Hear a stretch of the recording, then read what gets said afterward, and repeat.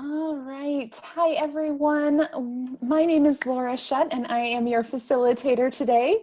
And welcome to the Virtual College Exploration for All Illinois Students, sponsored by the Illinois Association for College Admissions Counseling and StriveScan. Thank you for joining us today. I do have a few housekeeping announcements before we get started. You can use the Q&A button on your screen to type your questions for our presenters at any time. Your camera and your microphone are off, so the panelists cannot see or hear you today. And this is just one of many different sessions happening, so be sure to check out the full schedule at IACAC.org. And this presentation is also being recorded and will be available within about a week at the same website, IACAC.org. And now I'd like to turn it over to our presenters from the College of Wooster. Thank you so much, Laura, and thank you, IACAC, for hosting this event and for having us. We're really excited to be here with you all. Okay, there we go. Got the PowerPoint up and running. So my name is Shelby Picari. I am one of the Senior Assistant Directors for Admission at the College of Wooster, and I'm joined with one of our current students, Nasawa. Do you want to introduce yourself? Yeah, hi, my name is Naswa. I use she, her pronouns. I'm an economics major from Ghana, and I'm really excited to talk to you today. Thanks, Naswa. So like Laura said, we are going to be using the Q&A feature tonight. So please feel free to pull that up so that you can be sending your questions to us. We'll make sure we leave some time to get through as many of your questions as we can. But we want to share more about the College of Wooster with you all today. So we are just going to get started with some quick facts. As you may or may not know, the College of Wooster is a liberal arts and science college with just over 2,000 students. And we're really intentional about this because we believe that 2,000 students is our ideal size to provide the type of residential and academic environment that best prepares you for life after graduation. And one of the things we're most proud of at Wooster is the diversity of our student body. We have just under a third of our students from our backyard of Ohio, and the rest of our students hail from across the United States and from around the world, with 46 states represented and 65 different countries found in our student body. In fact, we saw applications from over 135 different countries last year. Everywhere that you see colored in gold, we received an application from, which we're so excited about. But as you can also probably see, there are some blank spots on the map that we would love to have filled in one day. So if you know a student from a country that we're missing, or you are a student from one of those countries, please let us know. We'd love to tell you more about Wooster. And this is a map of our beautiful campus. We have just over 240 acres with lots of beautiful green spaces and trees that do not look as cartoony in person, I promise. But if you take away our athletic fields and our golf course, our campus is around 100 acres. So it's a really walkable campus. It's very easy for students to get around. And often when families come back from their campus tours, one of the questions they almost always ask is for us to reconfirm the number of students that are currently attending Wooster. And when we remind them that it's about 2,000, they seem almost shocked by this. They comment not only on the size and the scope of the grounds as they walk around it, but also the high level of energy that they pick up just from their 50-minute walking tour of campus. And personally, I love the fact that our students get to live in an environment that mirrors a much larger institution while still reaping the benefits of being at a smaller school. Nasawa, do you think you could share a couple of your favorite spots on campus with us? Of course. I think one of my favorite places is the Timken Library, the Timken Science Library, because I think it has a lot of like really cool decorations on the wall, which are a good distraction for when you're doing homework, but it's also a great place to just have a quiet place to do homework and to just sit down, as opposed to the other library, which is catered towards more collaborative learning and you can do group work there. When I'm not studying, I really like to spend time on the academic quad, especially when it's really nice outside. It's a great place to hammock. It's a great place to have a picnic or to just like take a walk. Thanks, Nassel, that's great. So back to our quick facts. Our average class size at Wooster is 18 students, which means we're very committed to providing access to our professors. Their #1 priority at Wooster is going to be you. It's going to be offering high-touch mentoring and just absolutely excellent teaching for all of our students. And your classes are going to be very interactive here. Most of them are going to be pretty heavily discussion-based as well. And as you can see, our student to faculty ratio is 10 to 1. Now, this is a ratio that schools talk about a lot, but I'm going to ask Nasua to share what that means for her everyday life as a student. Yeah, I think I thoroughly enjoy having such a close relationship with professors because if I'm having like a difficult week, I'm able to communicate that with them. Or if I need a little extra help with a certain topic in class, they have office hours every week. But if your schedule doesn't match up with their office hours, they're more than willing to accommodate for you and to take time out of their schedule to talk to you and to help you with whatever problems you may be facing in class. And in terms of after your Wooster career, they also are very engaged in helping you find what your interests are, what possible career paths or post-grad options that you may be thinking of. Thanks, Nasua. And finally, we have no graduate programs at Wooster, and that's also really intentional on our part. All of your classes are going to be led by professors, not graduate teaching assistants. Now, you will still hear students at Wooster talk about TAs, but at Wooster, teaching assistants are always upperclassmen students who serve as both an apprentice for the professor as well as a mentor to the student taking that specific professor's class. It's just one of the many different leadership and experiential learning opportunities that are available here for our students. Now, I understand that trying to determine the true differences between colleges can be pretty daunting. Particularly if you've narrowed your search down to private liberal arts schools that are really similar to Wooster on paper. So our goal for tonight, if anything, is to make sure that you know what we believe makes Wooster different from all of the other schools that you're probably researching. And from there, it's up to you. It's up to you to determine if what we are offering fits with your interests and expectations, and we really hope that it does. So these are our 3 takeaways. First, that Wooster is America's premier college for mentored undergraduate research. Second, that our entire campus community benefits from a diverse student body, one that embraces its differences while supporting one another and celebrating traditions like no other school. And lastly, that we are incredibly fortunate to have a larger community around us that supports our student life, their service learning, and their career exploration. Now, I know it's common when you think of research to immediately think of the natural sciences. That's where all of our minds go, working in a lab such as you see in this picture. And yes, that is one very important type of research. But at Wooster, research takes on many different forms, and it's available in all of our academic programs. It's not only going to be experimental, it can be creative, it can be analytical, it can be a combination of all 3. And we make sure that every Wooster student, not just those in certain majors or in honors programs, but every one of our students will complete at least one major research project prior to graduation. And that's because it's required of all of our students in their senior year. Our curriculum and our experiential learning are built very intentionally to provide coursework and opportunities outside of the classroom for students to not only discover, but confirm what they are most passionate about. And we refer to this experience as the Senior Independent Study, or IS for short. But as one of our chemistry professors likes to say, that is probably the worst title for one of the best undergraduate experiences out there. A more accurate name would probably be Interdependent Study.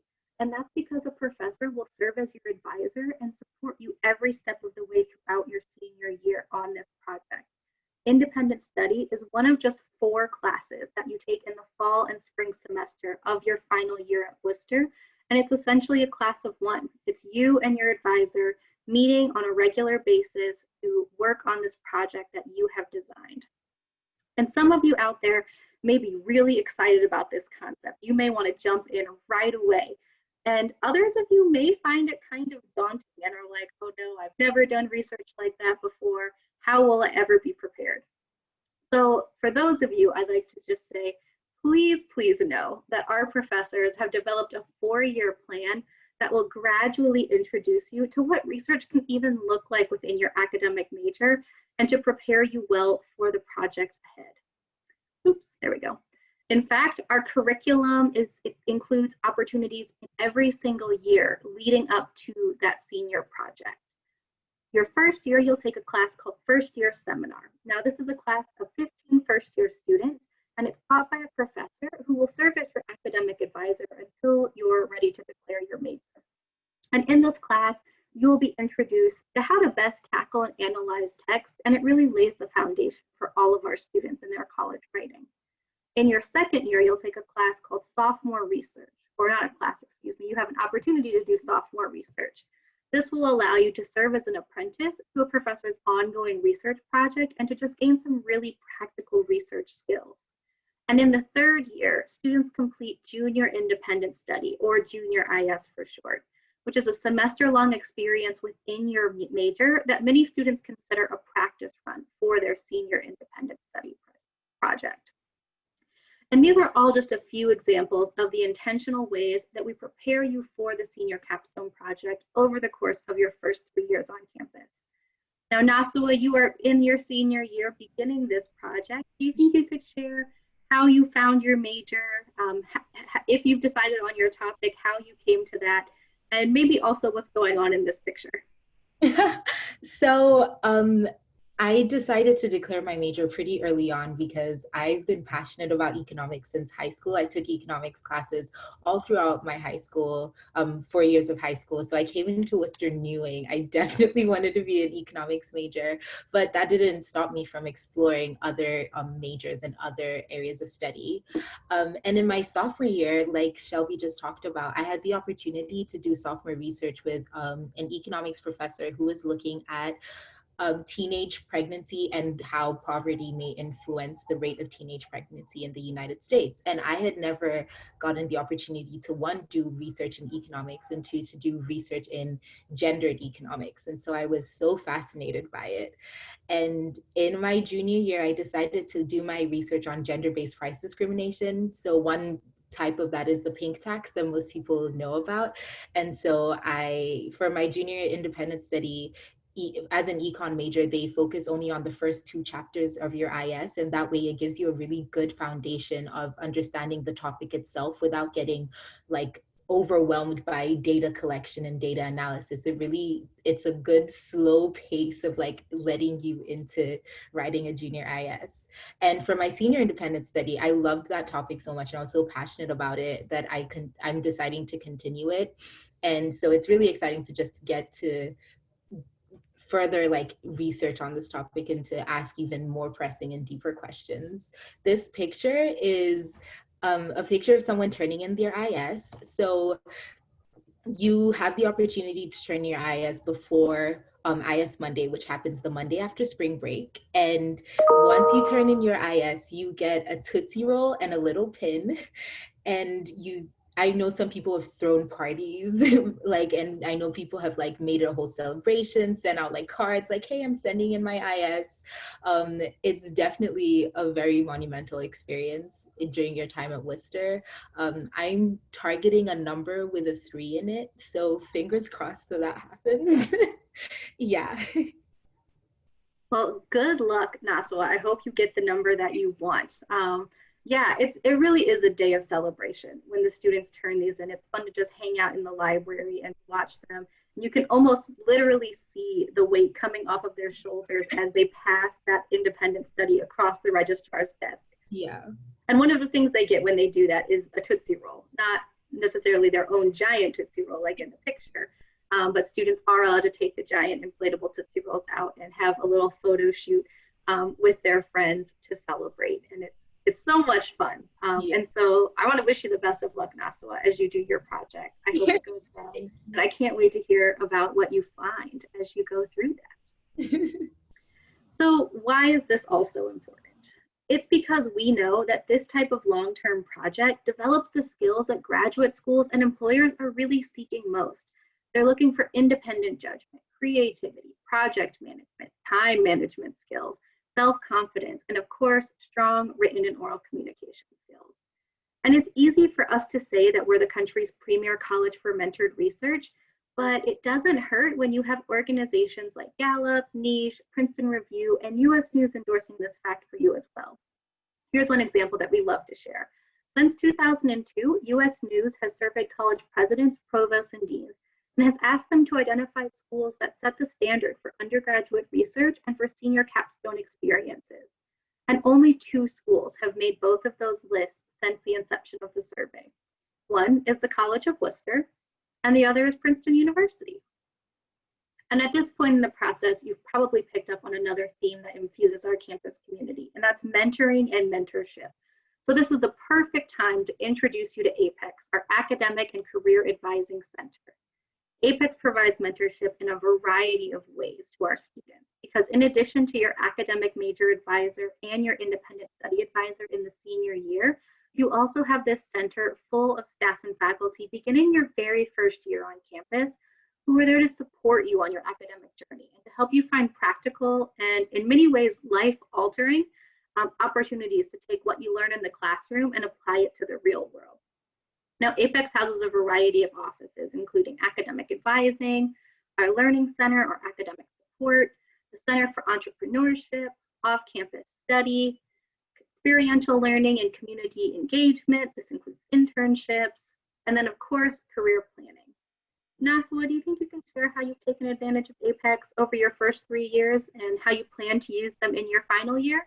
Yeah, well, I could talk about APEX all day. It's one of my favorite things about Worcester and one of, I think, the best resources that students definitely do take full advantage of. So my freshman year, I wanted to get a job on campus, but I'd never written a resume before, and I had very poor time management skills. And my FIS professor advised me to just set up an appointment at APEX. And that appointment really changed my entire Worcester life, because they helped me sit down and like plan out every hour of my day so that I would be able to have time for both academics and extracurricular things, but also just time to relax and like take care of myself. So I wasn't constantly doing things. They helped me with a resume, and I was able to start getting jobs on campus, and I was able to start earning money on campus, which I'm not upset about. And also another thing about APEX that I really enjoyed was, right now as a senior, I'm getting ready to leave Worcester and I'm preparing for life after Worcester. So every Friday I have a meeting with one of the counselors at APEX, and we discuss all of my options for post-grad life, and she helps me with interview prep. She helps me with finding internships, and because it can be very overwhelming just scrolling through LinkedIn for hours at a time, she gives me a lot of skills on how to tackle this process in the most efficient way. Thanks, Nassau. That is great. And that is what I hope every student does when they go to APEX, because it is just a wonderful center full of staff and faculty who are there to help you and who can work with you from your very first week on campus till when you have a foot out the door and are looking for what to do next. And when you combine the varied experiences that APEX offers with Worcester's unique approach to mentored research, it's not surprising that you see great results. 96% of our graduates are either employed or in graduate school within 6 months of graduation, and 91% get accepted into their top graduate or professional school choice. And I can't think of a better point to end our first takeaway on than those wonderful statistics for our Worcester students. And now we want to turn and look at our campus community. Worcester recognizes that an excellent education requires bringing together many different perspectives, experiences, and ideas. And our global community of learners come from farm towns, big cities, dozens of faiths, cultures, perspectives, languages. And this is central to our mission here and to the learning that happens on campus. With 17% of our student body made up of international students, Worcester is actually Ohio's most international college campus, and we rank 19th among all private liberal arts colleges in the United States. And as we know, it's now more important than ever to learn from others across the globe. And Worcester's commitment to an inclusive and learning environment started at our founding in 1866, when our first president shared that it should be a place of study for all. Since then, we have remained committed to this principle of creating a diverse, equitable, welcoming, and inclusive campus community. And in light of recent events, our current president has reaffirmed this by stating that Worcester stands against racism in all of its forms and is continuing to learn about and engage in anti-racist work to create a safer, more equitable community on campus.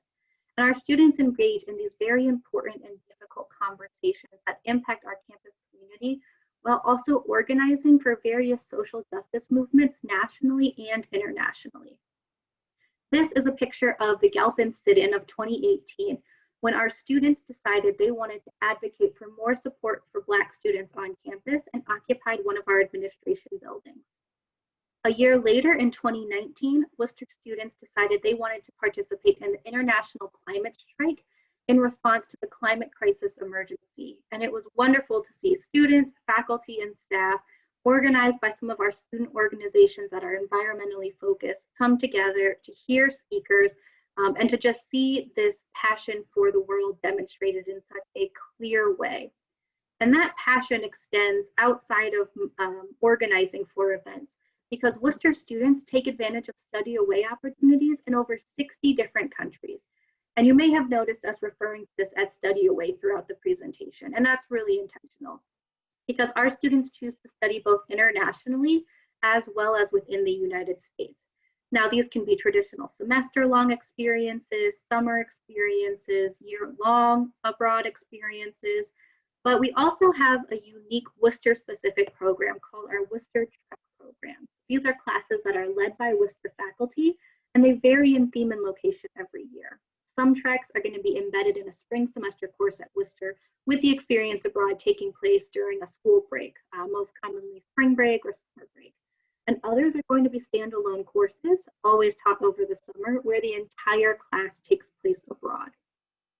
Now, the time spent abroad on these treks varies anywhere from 2 to 6 weeks, and the offerings change every academic year as professors get new ideas for classes and propose them.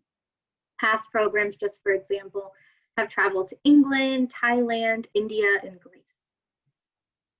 And I think one of the things that makes Worcester even more special is that you have students from all over the world who embrace each other's differences while also having this just incredible sense of community and pride that you just don't see at most schools our size. First, there is a lot going on campus. With over 120 student-run organizations planning events throughout the year, more often than not, you are having to decide what you're not going to do on a specific day of the week or weekend with how many opportunities there are. But I'm again going to kick this over to Nasua for her to share some examples of the different organizations that we have, some events that she's attended, and maybe how students can go about getting involved. I definitely remember when I first came on campus, I was worried about making friends and finding a community, but we have an event called Scott's Spirits Day in which all of the clubs and student organizations table line up, and you can go and sign up, put your email down, and they'll send you emails, and you can either choose to come for events or not, or you can choose to just stay on the email list so that you know what's happening on campus. One of the organizations I'm a part of was Scots in Harmony, and we were the first competitive a cappella group on campus. So last year was our first time being in competition, and although we didn't win, we did enter the semi-quarters. The semi-quarters. And it was really fun to, one, challenge ourselves as the only competitive a cappella group on campus, but it was also great to see all the support from campus. I think like the deans and President Bolton all came to watch us at our competition day, and it was nice to see that the campus was appreciating all the hard work we put in and we as we were presenting Worcester.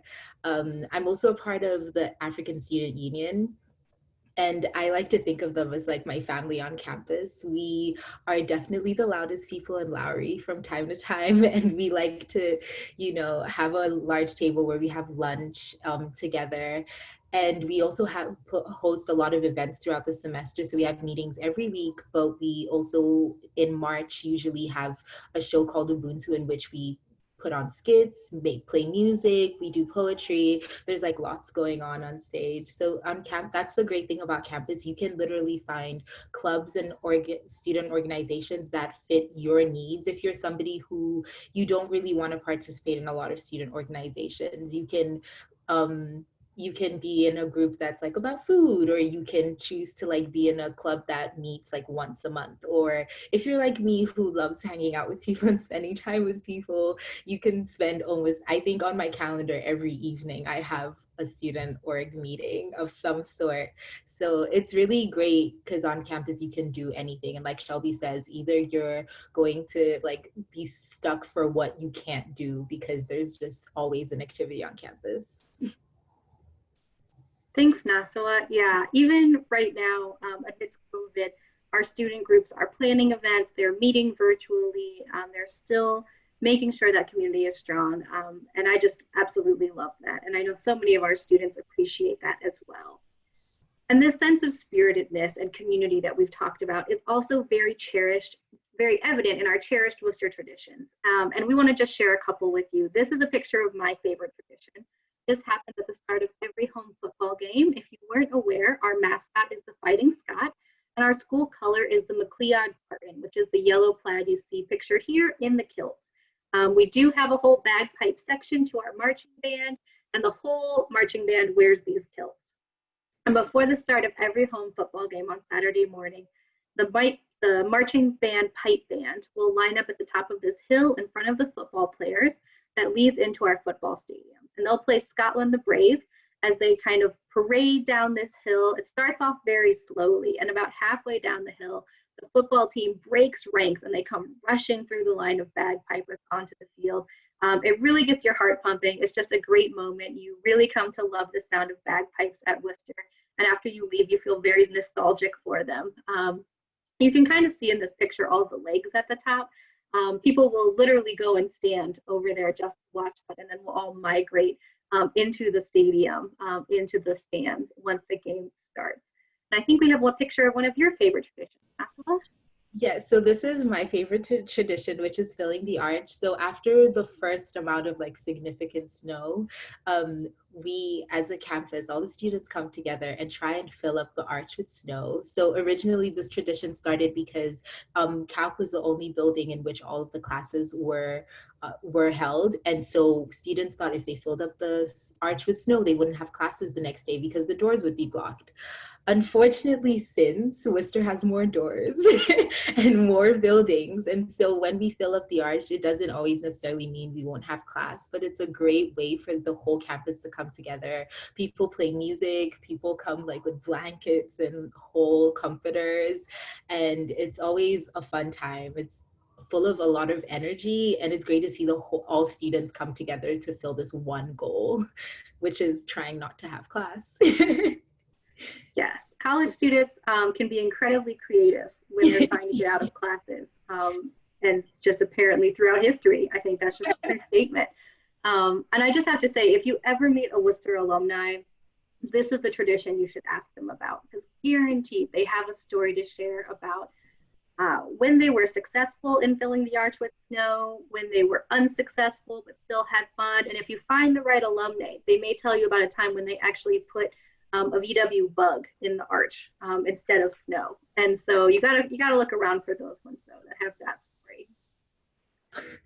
And I can't think of a better tradition to end our second point on than that, as we turn to our third and final takeaway. Because as a student at Worcester, your home is not just our beautiful campus, it's also the bustling town of Worcester, Ohio. And we have many prospective students who are exploring schools very similar to us. And it's pretty clear that similarly sized liberal arts schools usually are not located in major metropolitan areas. Sometimes they may even be in pretty isolated areas, such as a village versus a town. And so we love to brag about our city of 30,000 people. It provides amenities and opportunities that most larger cities provide while still being nestled in a safe and close-knit community. Worcester is just 1 hour away from Cleveland. We're 40 minutes from the Akron Canyon area and about an hour and a half from our state capital of Columbus. And students love that they can take advantage of the shops, restaurants, and movie theaters on our north end of town, whether that's getting your Chipotle fix, studying at Panera, or running into Walmart when you just need to pick something up. But they also get to enjoy the individually owned coffee shops, boutique stores, and restaurants of our downtown, which you see pictured here during one of our winter events. And Worcester is also the county seat and hub for many businesses. Students can easily find service and internship opportunities, whether it's in the local courthouse, our financial firms, hospitals, local school district. In fact, we have 2 hospitals actually that are just blocks away from our campus. We have a local community hospital and a branch of the Cleveland Clinic, which you see pictured here. Nasua, do you think you could share a couple of your favorite spots to go off campus? Yeah, so I've spent a lot of summers on Worcester campus, and so going downtown is definitely one of my favorite things to do, especially when it's warm outside. My favorite thing downtown is this store called Frentique, and it's a thrift store, and all of the proceeds go towards providing better hospice care for the town of Worcester. And they always have discounts for students, and the clothes are really cute, and they're all donated by people in Worcester. I also really enjoy going to Share House Cafe. It's this cute little cafe, and they have like fairy lights and really good coffee, and there's almost always a student, faculty, or staff from the campus that you'll see there. And especially on Saturday mornings, lots of students like to go there and do homework, and there's this the people that work there are so kind. They know that the college students are going to come and spend a lot of time there too. So that's one of my favorite places. And I have to say, if you ever go to Share House, if you're in Worcester, you have to try one of their pretzels, which is a croissant Yeah. pretzel hybrid thing that is just delicious. So good. And there's all different kinds of flavors for it. Yeah. So that's probably the most popular thing at Shore House. My favorite thing's the chocolate one. Ooh, yes. I like the cinnamon sugar one. Ooh, yeah. That's my favorite. Yeah. So that's Worcester, America's premier college for mentored research, a global and thriving campus community of 2,000 students who support one another and celebrate their diversity, and a beautiful campus located in a city that provides student life and internship opportunities that are usually only found in much larger cities. And now we want to make sure we have some time before the end of the session to answer any of your questions. It doesn't look like we have any yet. Maybe we'll give it a minute or two and see if anyone has any questions. Again, remember you can submit those through the Q&A feature. You can also see on the screen right now my email address and Nasua's email address. If you have a question you'd like to ask us more privately, please feel free to reach out to us. We're meant to be a resource for you through this process. I'm the counselor for the whole state of Illinois. I'm the one who will be reading your applications. I'd love to get to know you so that when your application comes across my desk, I have a face or at least a name to go with it. Oh, here we go. Can you talk about the pre-med track? Yes. So at Worcester, we have what we call a pre-health advising program. And that is for students who are interested in a health profession. We don't differentiate out what health profession that is, but the pre-health advising track helps students figure that out. They have classes that you can take. They will help pair you up with a mentor in the local community. If med school is in your future or any type of future schooling, they will help you with your applications. They'll help prepare you for interviews, and they'll make sure that you're meeting all of the prereqs that you'll need for the field that you hope to go into in the health profession. The great thing about this is that there's no application to be a part of the program, and you don't have to have any required major. We've had, I think 2 years ago, we had a French major who was in that track who wanted to go work with Doctors Without Borders. And so that's why they were majoring in French and then going on to medical school. So it's open for everyone. And as a part of that, for students that do want to go into patient care, we have a really wonderful health coach program where students, after going through a couple classes and mentoring experiences, will actually be assigned patients from our local community hospital that they're responsible for working with and then going to the hospital and reporting at rounds at as well, which is just wonderful experience to have if you know that med school is in the future for you. Let's see. How big is Worcester into religious affiliation or groups? Good question. So Worcester was historically Presbyterian. We no longer have that religious affiliation as strongly.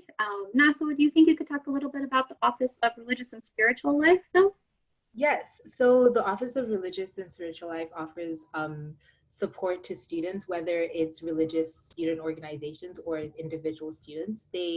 Host they host a number of events throughout the semester. So they provide resources for Muslim students when they're fasting. They also provide spaces for Jewish students during their celebrations. And we also have a chaplain, and she provides a lot of if you ever have questions or you ever just need a space to talk about something, religious or not, she's a safe space for you to go and have those conversations with. And there's also religious student organizations on campus. So we have Noor, which is the Muslim student group. We have Worcester Christian Fellowship. We have Hillel. And I think this year I heard a rumor of someone starting a pagan religions club, but I'm not sure how real that is. So yeah. Yeah, and the office is really there for all students, like Nasua said. We have a full-time chaplain on our campus who just this year has started does a lot of mindfulness for students, faculty, and staff. In our virtual world, we are doing mindful minutes. And so it's 15 minutes every Monday, Wednesday, and Friday morning that anyone on campus can join if they just kind of want to go through that.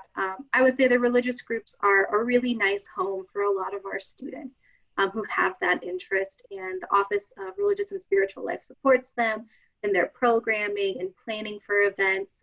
If they want to travel and go to conferences or attend retreats, they help them figure all of that out with funding and logistics, and so they're really nicely supported. Do we have any other questions? How about I can talk a little bit about applications. That's always fun. That's helpful information. So Wooster has 3 different major application deadlines. We have early decision, early action, and regular decision. Pretty standard, honestly. You can see all of the application deadlines and notification dates up here. Early decision, if you aren't familiar, is the legally binding agreement that states that if you are admitted to the college, you will deposit with us. It's a great option if you know that Wooster is your #1 school. It's 100% where you want to be. I encourage you to apply. You'll know by Thanksgiving whether you've gotten in or not, and then you have the rest of your senior year to enjoy without the weight of the college search process on you. If maybe you know Wooster is in one of your top schools, but you're just not quite ready to commit to depositing, then I recommend early action. All of you who are out there today, who are beginning your college search process early, I really strongly encourage you to apply early decision or early action at Wooster. Early action has no legally binding component to it. You apply by November 15th and you're notified of your decision by the end of the calendar year. So you'll know before the new year if you've been accepted or not. And so then you just have that much more time on the back end to look at your different packages, your different offers before you make that decision for the May 1st deadline. And we of course have regular decision as well with the deadline of February 15th. And I'll talk about scholarships and financial aid. Wooster offers both. We have merit scholarships and need-based aid. Our Dean's Scholarship goes up to $36,000 a year annually, and that's renewable for all 4 years that you're at Wooster and in good academic standing. And there's nothing you have to do for that. You're automatically in the running for that scholarship. We also have a couple other competitive and performing arts scholarships that do require a little extra work. Most of them include an essay, an interview. You may have to send in a video. You may be invited to do a competition with us, different things like that. If you're interested in need-based aid, we only require the FAFSA, and that's going to be going live October 1st this year. We do not require a CSS profile for Wooster applications. But we have this really handy tool called the Early Aid Estimator that is currently live on our website. That'll be live through November 1st. If you just Google Early Aid Estimator on Wooster's website in the search bar, it'll come right up. It's a really nice way for you to get an idea of what a Wooster education could cost you and your family. Students have the chance to input information about their academic career, your classes, your grades. You can put information about your leadership experiences, your volunteering, your extracurricular activities, that sort of thing. And you also have a chance if you want to submit information about your family's finances.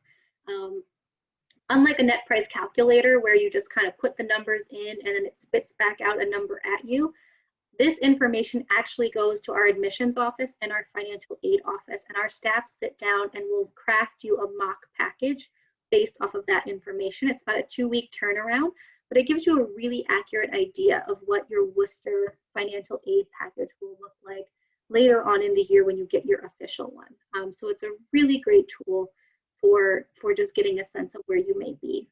And I'll also mention that we just did go test optional.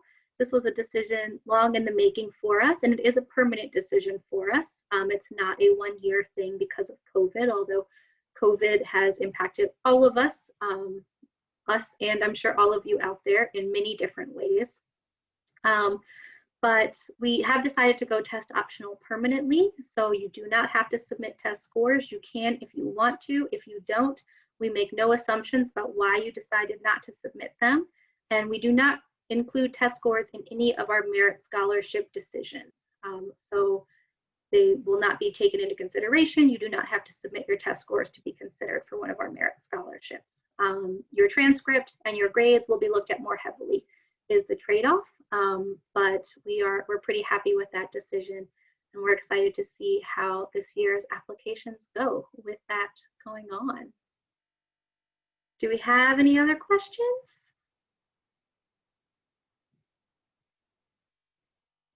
Maybe not. I think we're good on time.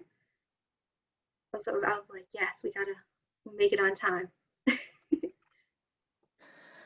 All right. Well, thank you, Shelby and Nasua. I'm going to go ahead and share a final screen with everyone. All righty. Well, thank you everyone for joining us today. When you close this window, there will be a link with a very quick 4-question survey. We appreciate any feedback you can provide. Also, this is just one of many sessions being hosted, so be sure to sign up for any additional sessions at iacac.org. And then in about a week, you will be able to find a recording of this session, as well as all other sessions at iacac.org. So thank you everyone, and have a good evening. Bye.